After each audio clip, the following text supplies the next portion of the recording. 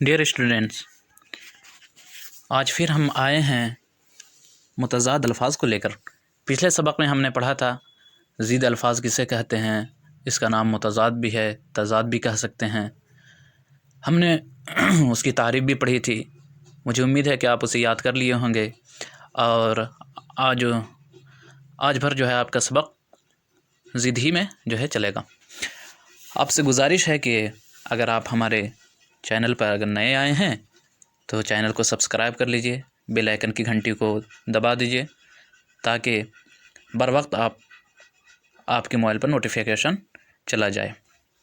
اسی طرح آپ ہم جو بھی پڑھاتے ہیں تو اس کو PDF کی صورت میں ٹیلی گرام پر دے دیا جاتا ہے۔ ڈسکرپشن میں ٹیلی گرام کا لنک دے دیا گیا ہے، آپ وہاں سے جا کر کے اس کا PDF جو ہے آپ ڈاؤن لوڈ کر سکتے ہیں۔ جتنے بھی ہم نے گرامر پڑھائے ہیں سب کا ٹیلی گرام پر چڑھا ہوا ہے۔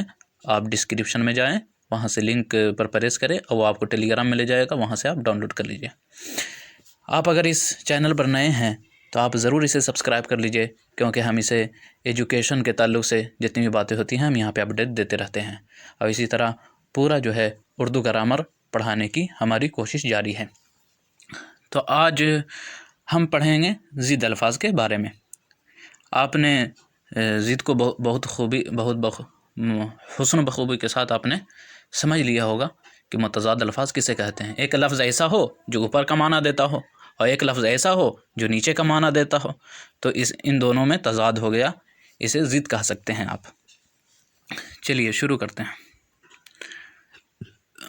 یہاں لکھا ہوا ہے الفاظ کو متضاد سے ملائیے۔ تو دن کا متضاد کیا ہوگا، دن کا ضد کیا ہوگا؟ رات۔ گرم کا ضد ٹھنڈا۔ اونچا کا ضد نیچا۔ اچھا، دور کا ضد قریب۔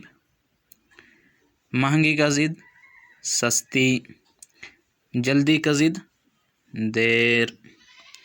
اوپر کا ضد نیچے۔ تیز کا ضد آہستہ۔